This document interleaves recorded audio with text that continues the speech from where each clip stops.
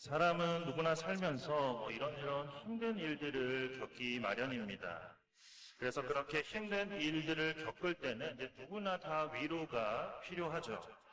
그렇다면 어떤 위로가 가장 큰 위로가 될까요? 여성분들의 경우는 샤넬 가방이나 루이비통 가방 그런 거 정도면 위로가 될까요? 그럼 남자들은 어떨까요? 최신형 휴대폰이나 아니면 대형 TV 정도면 위로가 될까요? 우리 그리스도인들에게는 그런 것들이 크게 위로가 된다고 말씀드리기는 어려울 것 같습니다. 오늘 본문은 하나님께서 바울을 위로하시는 말씀입니다. 그렇다면 바울을 왜 위로하시는지, 그리고 바울이 어떻게 위로를 받았고 또 그 모든 말씀이 우리에게는 어떤 의미가 있는지를 우리가 함께 나누고자 합니다. 오늘 본문 1절 말씀을 보면 이제 바울이 아덴을 떠나서 고린도에 도착했습니다. 이 고린도라는 도시는 로마 제국에서 이제 로마와 알렉산드리아에 이어서 세 번째로 큰 도시였습니다. 그러니까 전성기 때는 인구가 70만 명이 넘었을 정도의 그런 도시였고, 이제 바울이 전도할 당시에도 20만 명 정도나 되는 그렇게 상당히 큰 도시였습니다. 게다가 지정학적으로도 상당히 중요한 그런 위치에 있었습니다. 그래서 그리스 중부와 남부를 잇는 그런 지역의 위치에 있었고, 또 지중해를 동쪽과 서쪽으로 구분하는 그런 기준점이 되기도 했습니다. 또한 그리스 남쪽과 북쪽을 잇는 주요 도로가 모두 이 고린도를 지나갔습니다. 이렇게 지정학적으로도 중요한 위치에 있는 데다가 또 도로가 지나가고 하다 보니까 자연스럽게 경제적으로 매우 발전하고 부유할 수밖에 없었습니다. 그리고 이러한 경제적 부유함 때문인지 당시에 활락과 유흥의 도시로 매우 유명한 도시가 바로 이 고린도라는 도시였습니다. 그러니까 마치 오늘날로 치면 미국에 있는 그 도박과 환란의 도시라고 불리는 미국의 라스베가스 같은 그런 도시. 그러니까 오히려 이제 지금의 그 라스베가스보다도 더 타락했던 도시가 바로 그 고린도라는 도시였습니다. 이러한 육적인 타락은 이제 영적인 타락과 함께하기 마련이죠. 육적으로 타락했는데 영적으로 성숙할 수는 없는 겁니다. 그래서 고린도에는 다양한 신을 위한 여러 신전들이 있었고, 특히 이제 사랑의 여신으로 알려져 있는 그 아프로디테, 이제 로마에서는 이제 이 아프로디테를 이제 비너스라고 이야기하죠. 그래서 이 아프로디테를 숭배하는 그 중심지가 바로 이 고린도였습니다. 이 아프로디테 신전에는 여사제가 자그마치 1000명이나 있었다고 합니다. 그래서 이 1000명의 여사제가 숭배자들을 맞이했는데 왜 그렇게 여사제들이 많았냐? 모두 성적인 문란함 때문에 그렇게 여사제가 많았던 것입니다.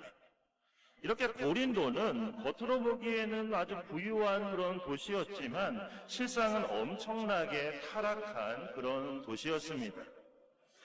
고린도에 도착한 바울은 심리적으로 매우 위축되어 있었고 불안한 그런 상황이었습니다. 그래서 고린도전서 2장 3절에서 바울은 당시에 자신의 상태를 이렇게 표현했습니다. 내가 너희 가운데 거할 때에 약하고 두려워하고 심히 떨었노라. 그러니까 사실 그동안 바울에게 있었던 일들을 생각해보면 이제 그럴 수밖에 없었습니다. 그러니까 하나님께서 보여주신 그 비전에 따라서 원래 사역하고자 했던 그 아시아를 떠나서 마게도냐로 건너갔습니다. 그런데 빌립보에 가서는 복음을 전하다가 죽도록 맞고 감옥에 갇히기까지 했습니다. 그리고 그 다음 도시인 데살로니가에서는 폭도들 때문에 그렇게 야반도주해야 했고, 또 베레아로 갔더니 데살로니가에 사는 그 무늬만 유대인들인 그 깡패들이 거기까지 따라와서 막 죽이겠다고 하는 바람에 결국 아덴으로 도망칠 수밖에 없었습니다. 그래서 베레아 형제들의 도움으로 혼자 어찌어찌 아덴으로 도착했지만 그리고 그곳에서도 열심히 전도했지만 자신이 희망했던 만큼의 그런 전도의 열매는 없었습니다. 게다가 아덴에서 신라와 디모데가 오기를 기다렸지만 언제 도착할지 알 수가 없었고, 아덴에서도 더 이상 기다릴 수 없는 그런 상황이 되어서 이렇게 아덴을 떠나 혼자 고린도에 오게 된 것입니다. 게다가 도착한 고린도는 또 영적으로 너무나 타락한 그런 도시였죠. 다른 그 어떤 곳과도 비교할 수 없을 만큼 너무나 타락한 곳이었습니다. 그래서 당시에 그런 말이 있었습니다. 고린도와 대답, 이런 말이 있었는데, 이 말은 성적으로 매우 문란한 사람을 묘사하는 데 사용된 그런 표현이었습니다. 그러니까 이런 표현이 있을 정도로 고린도가 그렇게 타락한 도시였다라는 것이죠. 그래서 가뜩이나 심리적으로 위축되어 있는데 도착한 곳이 또 이렇게 영적으로 타락한 곳이다 보니까 영적으로도 크게 위축될 수밖에 없었습니다. 이렇게 힘들어하며 지쳐있던 바울을 하나님께서는 위로해 주셨습니다. 그러니까 어떻게 위로해 주셨냐면, 오늘 본문을 보면 이제 세 가지로 위로해 주셨는데, 첫째는 사람을 통해서, 그리고 둘째는 사역의 열매를 통해서, 마지막 셋째는 주님께서 직접 말씀으로 위로해 주셨습니다. 첫 번째 사람을 통해서 주신 위로를 보면 우선 바울에게 있어서 어쩌면 그의 평생에 있어서 가장 선물 같은 사람들을 그곳에서 만나게 하셨습니다. 그게 누구냐면 2절 말씀처럼 바로 아골라와 브리스길라 부부였습니다. 브리스길라는 이제 로마서 16장에 보면 이제 브리스가라고도 그렇게 불렸는데, 브리스가나 브리스길라나 같은 사람입니다.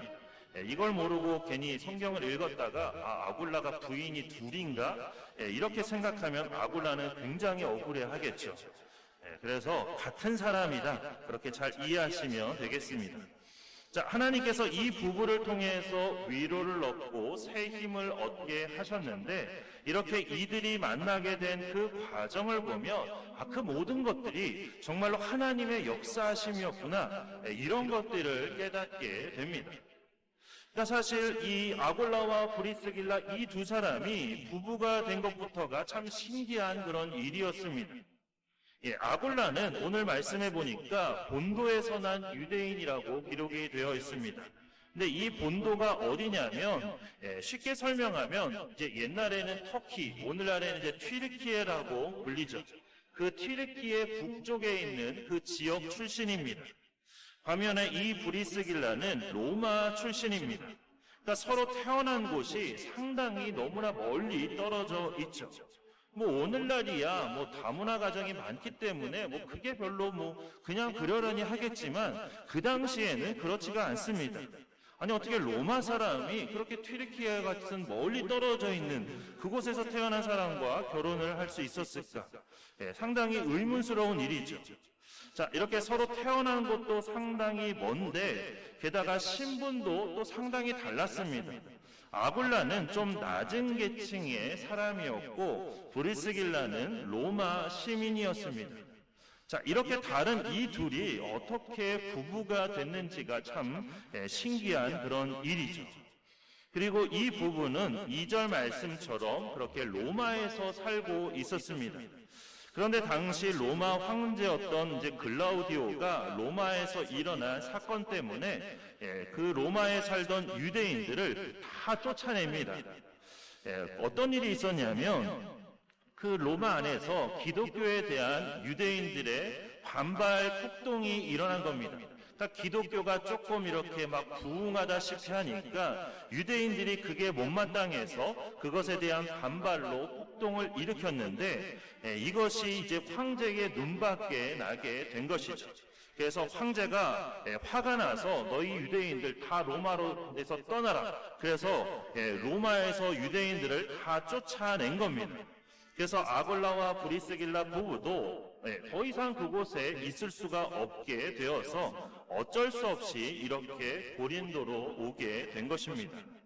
이렇게 아골라와 브리스길라 부부도 쫓겨나서 고린도에 오게 되었고, 그리고 마찬가지로 바울도 어쩔 수 없이 고린도로 오게 되었고, 이렇게 둘 다 고린도로 오게 되었는데 이곳에서 이렇게 서로에게 위로가 되고 힘이 되는 그런 사람을 만나게 된 것이죠.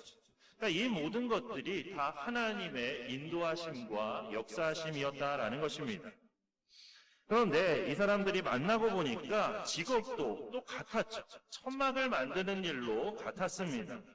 그런데 직업이 같은 것보다도 더 중요한 것은 무엇보다도 이 사람들이 주님을 열심히 믿고 또 복음을 전하는 데 있어서 모두 다 진심이었다는 점이 같았기 때문에 서로가 서로에게 그렇게 위로가 되고 힘이 될 수밖에 없었습니다. 그러니까 정말 이 모든 것들이 이들을 위로하고자 하시는 하나님의 뜻과 계획이었다는 것을 믿지 않을 수가 없는 것이죠. 게다가 이 부부가 바울에게는 얼마나 큰 위로가 되고 또 사역에 큰 힘이 되었는지 바울은 로마서 16장 3절과 4절에서 이 부부에 대해서 이렇게 말합니다. 너희는 그리스도 예수 안에서 나의 동역자들인 브리스가와 아굴라에게 문안하라. 그들은 내 목숨을 위하여 자기들의 목까지도 내놓았나니 나뿐 아니라 이방인의 모든 교회도 그들에게 감사하느니라. 자, 뭐라고 고백을 했냐면 이 사람들은 나를 위해서 목까지도 내놓을 정도로 그렇게 나를 위하는 사람들이었다. 그렇게 이야기를 하는 겁니다. 어떠신가요? 여기 계신 분들은 나를 위해서 목 내어놓을 사람이 다 하나쯤은 있으시죠? 없으면 안 되죠. 다 하나쯤은 있어야 되잖아요.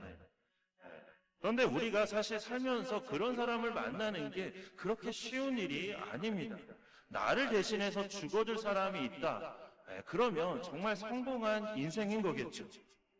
그러니까 바울이 이런 사람을 만났으니 얼마나 힘이 되고 위로가 되었을까요? 바울은 그동안 사람들 때문에 많은 상처를 입었습니다.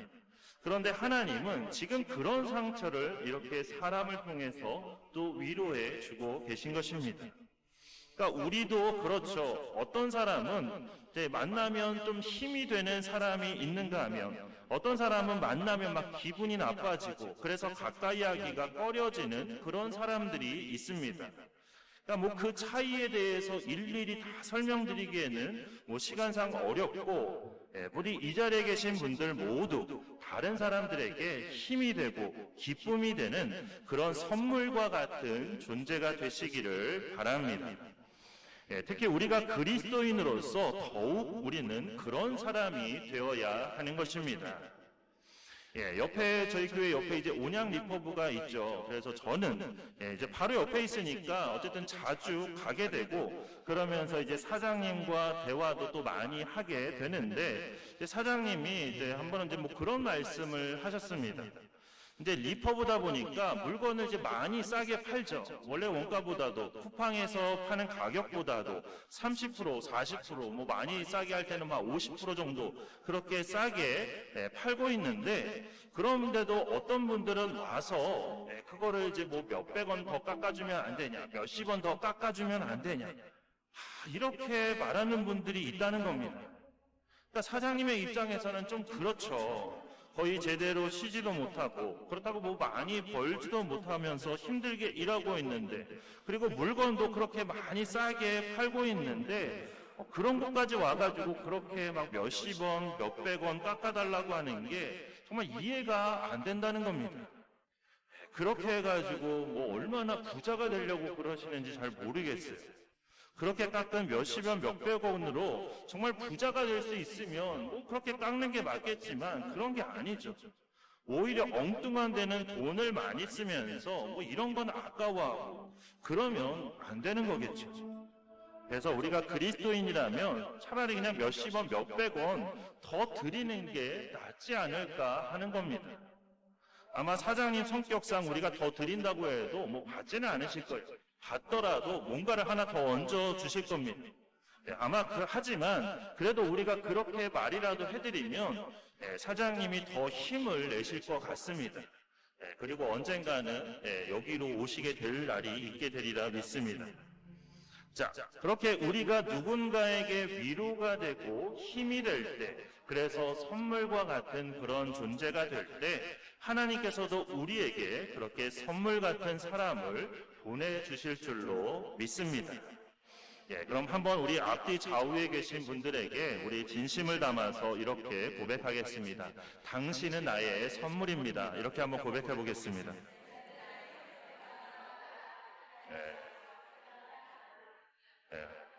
예, 선물이 별로 마음에 안 드시는 분들도 계신 것 같아요. 그래도 선물은 선물입니다.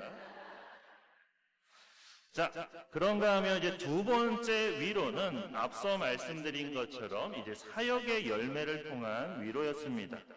본문 5절 말씀에 보면 이제 바울이 그토록 기다리던 실라와 디모데를 다시 만나게 됩니다.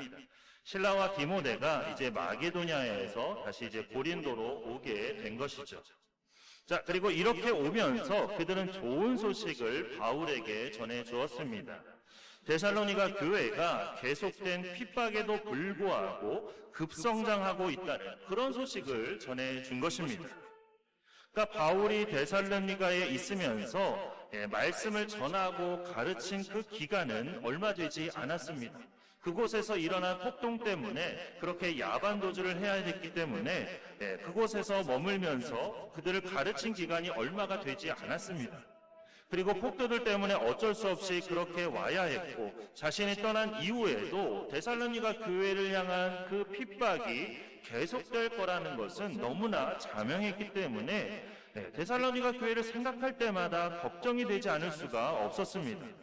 그런데 너무 감사하게도 그런 핍박 속에서도 오히려 교회가 더 놀랍게 성장하고 있다니, 그러니까 바울에게 있어서는 이것만큼 큰 힘이 되는 그런 소식이 없었습니다. 그래서 5절 말씀에도 보면 실라와 디모데가 내려오매 바울이 하나님의 말씀에 붙잡혀 유대인들에게 예수는 그리스도라 밝히 증언했다, 이렇게 되어 있습니다. 그러니까 어쩌면 복음을 전하면서도 그동안에는 자신이 없었겠죠. 아, 내가 이번에도 또 실패하면 어떡하지? 이런 마음이 있었을 겁니다. 몇 번 실패를 한 것처럼 느껴지다 보니까 이런 마음이 안 들 수가 없는 거죠. 그렇게 그동안 계속해서 사역이 실패한 것 같아서 마음이 너무나 무겁고 힘들었는데 실라와 디모데를 통해서 이제 그게 아니었다는 말을 듣게 된 겁니다. 자신의 수고와 헌신이 그리고 사역이 헛된 게 아니었다는 것을 알게 되니까 이것만큼 큰 위로와 힘이 되는 게 없었던 것이죠. 그래서 다시 예전처럼 힘차게 그리고 담대하게 복음을 전하게 된 겁니다.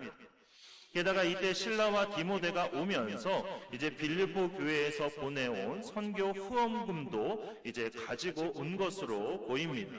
그래서 그동안에는 생업과 전도를 병행해서 할 수밖에 없었습니다.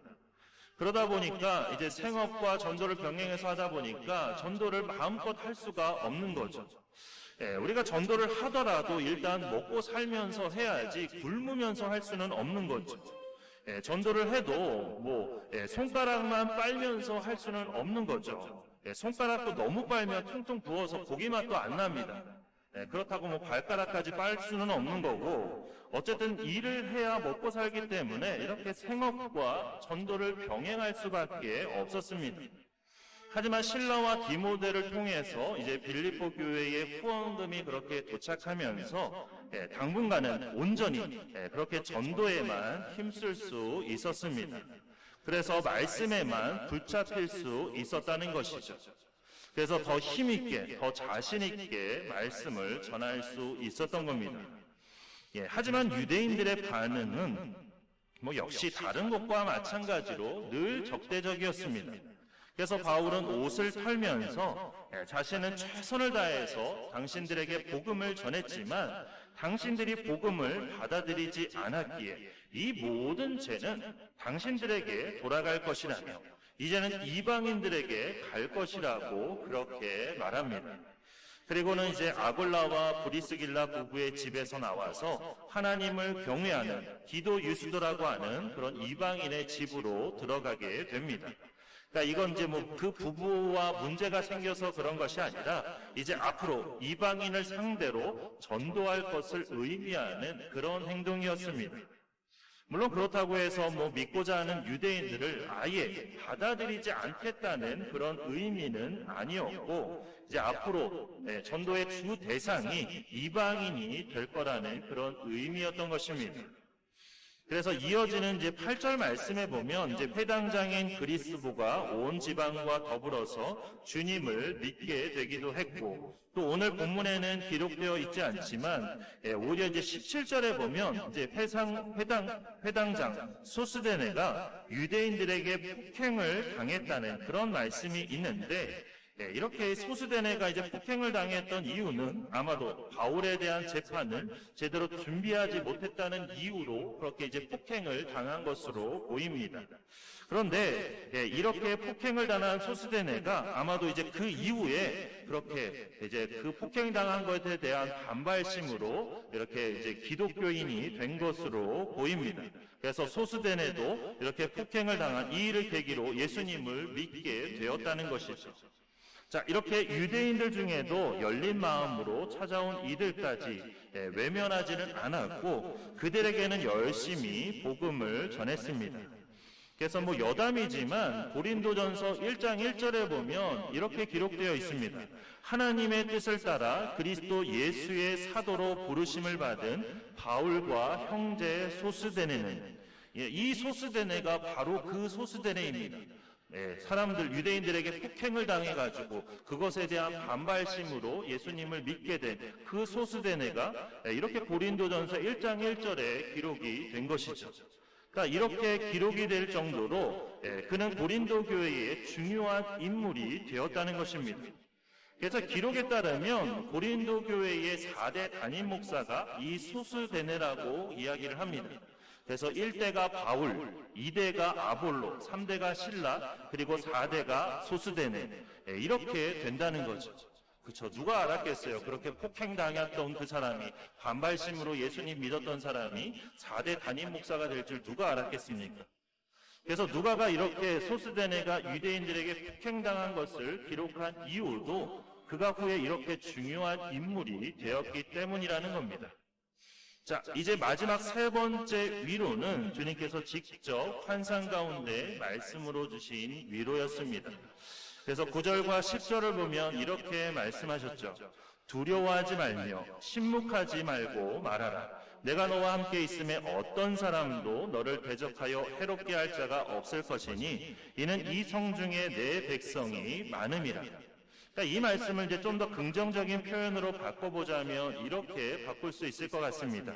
담대하게 복음을 전해라. 내가 너를 지켜줄 것이다. 어느 누구도 너를 해롭게 할 수 없을 것이고 이 성에는 너를 도울 내 백성이 많이 있다. 그러니까 사람의 위로도 우리에게 큰 힘이 되죠. 그래서 막 유명 연예인, 특히 자기가 좋아하는 유명 아이돌에게 뭐 위로가 되는 전화나 문자 그런 것들을 받으면 막 눈물을 펑펑 쏟는 그런 아이들도 있는데, 바울은 이렇게 환상 중에 전능하신 주님께 위로를 받았으니 그게 얼마나 큰 위로가 되었을까요? 바울은 이 모든 위로에 힘입어서 이제 고린도에서 1년 6개월을 머물며 하나님의 말씀을 가르쳤습니다. 물론 고린도에서도 소동이 있었습니다. 갈리오가 아가야 총독이 되었을 때 유대인들이 이제 이때다 싶어서 일제히 바울을 대적하여 법정으로 끌고 가서 총독에게 바울을 고발했습니다. 그러니까 유대인들의 고발 내용은 그런 거죠. 바울이 선포하는 그 기독교는 로마 제국에서 인정하는 유대교와는 다르기 때문에 유대교가 로마로부터 받는 그 모든 인허와 보호를 이 기독교가 받아서는 안 된다는 겁니다. 그러니까 기독교 주동자인 그 바울을 비롯해서 모든 그 기독교인들을 다 처벌해달라고 그렇게 고발을 한 겁니다.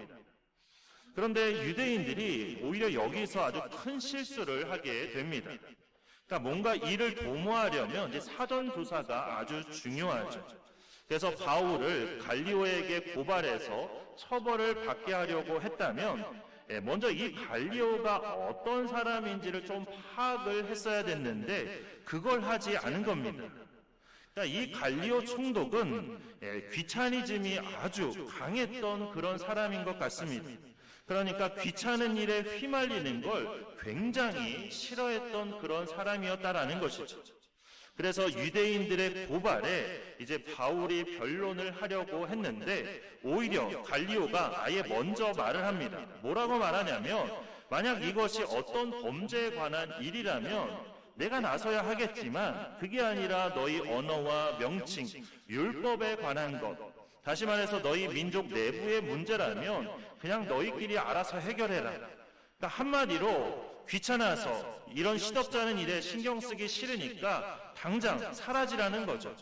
그러면서 그들을 모두 다 법정에서 다 쫓아내버렸습니다. 유대인들은 바울과 기독교를 처벌하려고 그렇게 음모를 꾸몄지만 오히려 하나님께서는 이것을 선으로 바꾸셨습니다. 그러니까 마치 요셉의 형들이 요셉을 죽이려고 했지만 하나님께서는 그것을 선으로 바꾸셔서 이스라엘 집안 모두의 생명을 살리게 하셨던 것처럼 이번에는 이제 이 일로 인해서 이제 기독교와 유대교 사이에 일어나는 그 모든 분쟁은 로마가 개입할 필요가 없다는 그런 단순한 그런 민족 내부의 문제로 만들어 버린 것입니다. 그러니까 이것이 판례가 되어서 그 이후에 일어나는 기독교와 유대교 사이의 모든 분쟁은 로마가 개입을 하지 않게 되었다는 것이죠. 그러니까 기독교 입장에서는 정말 다행인 것이죠. 만약에 로마가 그렇게 유대교의 편에 서서 기독교를 탄압했다. 그러면 더 큰 어려움을 겪을 수밖에 없었는데 오히려 유대교가 그렇게 유대인들이 자신들의 발목을 잡게 된 겁니다. 고린도에 처음 도착했을 때의 바울은 거의 생기가 없는 두려움과 공포에 질린 그런 모습이었지만 하나님께서는 그런 바울을 그냥 두지 않으셨습니다. 절망과 낙심으로 그렇게 로뎀나무 아래 쓰러져 있던 엘리야를 천사를 통해서 먹이시고 말씀을 통해서 위로하셨던 것처럼 하나님께서는 아굴라와 브리스길라 부부를 통해서 그를 위로하셨습니다. 그리고 실라와 디모데가 전하는 사역의 열매를 통해서 또 바울을 위로하셨고 환상 가운데 주시는 약속의 말씀을 통해서 위로해 주셨습니다. 이 모든 것들을 통해서 위로해 주셨을 뿐만 아니라 더욱 힘을 얻어 주어진 사명을 더욱 힘차게 더욱 자신 있게 감당할 수 있게 해주셨습니다. 그러니까 우리도 바울처럼 우리가 하나님의 일을 하면서 두려움과 절망에 빠질 때가 있습니다. 사람인지라 당장 눈앞에 보이는 것만 보며 그것으로 인해서 우리가 두려움과 절망에 빠질 때가 있는 것이죠. 하지만 하나님은 우리에게 사명을 주실 때 그 사명을 이룰 수 있는 힘과 능력도 함께 주십니다. 그리고 우리가 힘들어할 때는 동역자들을 통해서 그리고 사역의 열매로 우리를 위로해 주십니다. 또한 가장 중요한 말씀으로 이렇게 우리를 위로해 주십니다. 그리고 무엇보다도 하나님께서는 끝까지 우리를 책임져 주신다는 것이죠. 그렇게 바울을 위로하시고 힘주시고 책임지신 하나님께서 우리도 그렇게 위로하시고 힘주시고 책임져 주실 것을 우리가 믿으며 끝까지 주어진 사명에 최선을 다하는 우리 모두가 되기를 주님의 이름으로 축원합니다. 이제 우리 주신 말씀 생각하면서 우리 너는 내 아들이다 함께 찬양하고 기도하도록 하겠습니다.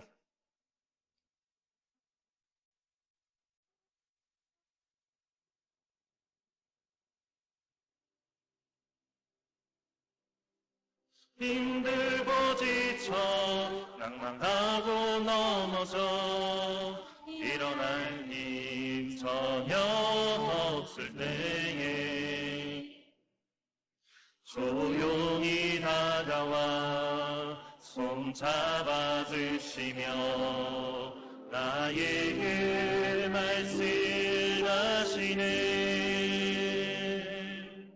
나에게 실망하며 내 자신 연약해 고통 속에 눈물 흘릴 때에 옷자국 난 그 손길 눈물 닦아주시며 나에게 말씀하시네. 오늘 내 아들이라 오늘날 내가 나보다 오늘 내 아들이라 나의 사랑하는 내 아들이라 언제나 변함없이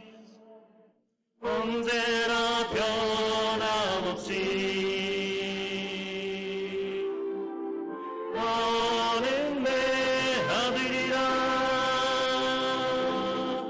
나의 십자가 고통 산의 그 고통으로 내가 너를 낳았으니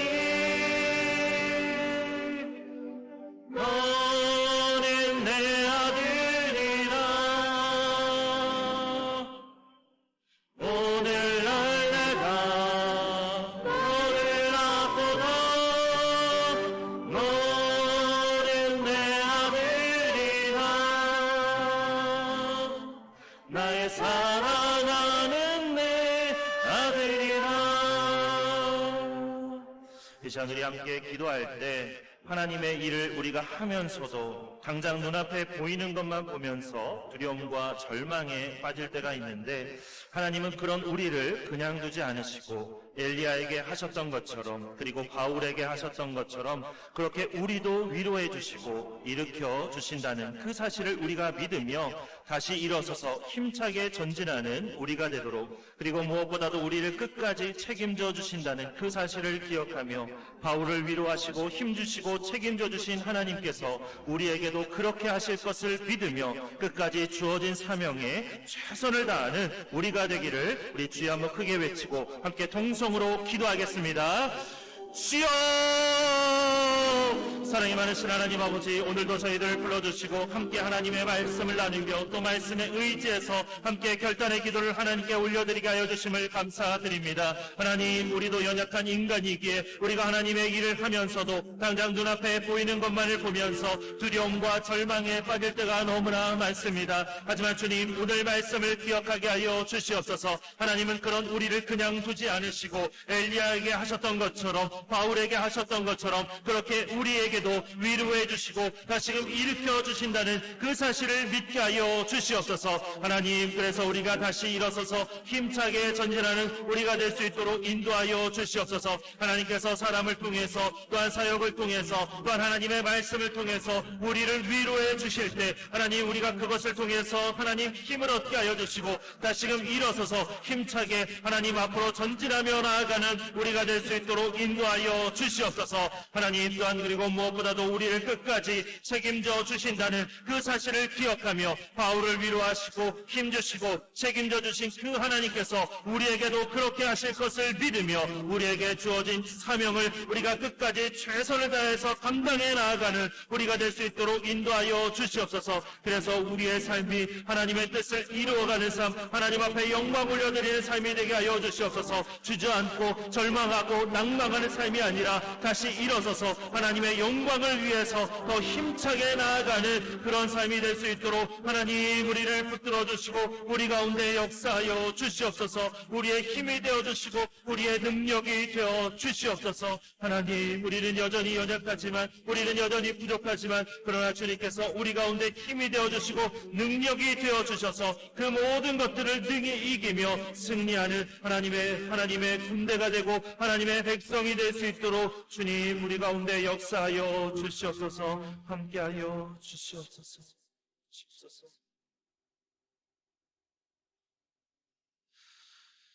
사랑이 많으신 하나님, 오늘도 귀한 말씀 우리에게 허락하여 주시고 다시 한번 주님 앞에 결단하며 기도하게 하여 주심을 감사드립니다. 하나님, 우리는 또 연약하기에 하나님의 일을 하면서도 때로는 당장 눈앞에 보이는 것만 보면서 두려움과 절망에 빠질 때가 있습니다. 하지만 그런 때에도 하나님은 우리를 그냥 두지 않으시고 엘리야에게 하셨던 것처럼, 바울에게 하셨던 것처럼 그렇게 우리를 위로해 주시고 다시 일으켜 주신다는 사실을 우리가 잊지 않게 하여 주시고, 하나님 무엇보다도 우리를 끝까지 책임져 주신다는 그 사실을 기억하며 하나님 우리에게 주신 사명을 우리가 끝까지 최선을 다해서 감당하는 우리가 될 수 있도록 인도하여 주시옵소서. 그래서 우리의 삶이 하나님의 뜻을 이루어가는 삶이 되게 하여 주시고 하나님의 영광을 세상 가운데 드러내는 삶이 될 수 있도록 인도하여 주시옵소서. 더 이상 절망과 낭망에 빠져 있는 삶이 아니라 오히려 다시 일어서서 하나님의 영광을 위해 더욱더 힘차게 나아가는 삶이 될 수 있도록 인도하여 주시옵소서. 우리 가운데 함께하여 주시고 힘 주시고 능력 주시고 우리의 모든 위로가 되어 주실 줄 믿고 감사드리며 예수 그리스도의 이름으로 기도드립니다. 아멘. 이제는 우리에게 평안을 주시는 예수 그리스도의 은혜와 온 마음으로 찬양을 드리게 하시는 하나님 아버지의 사랑하심과 하나님만을 경배하도록 인도하시는 성령님의 역사하심이 바울을 위로하시고 힘주시고 책임져 주신 것처럼 우리도 위로하시고 힘주시고 책임져 주실 것을 믿으며 주어진 사명에 끝까지 최선을 다하기로 다짐하는 주님의 모든 백성들과 그 삶의 자리 위에, 그리고 우리 샘교회 위에 이제로부터 영원토록 함께 계시기를 간절히 축원하옵나이다. 아멘.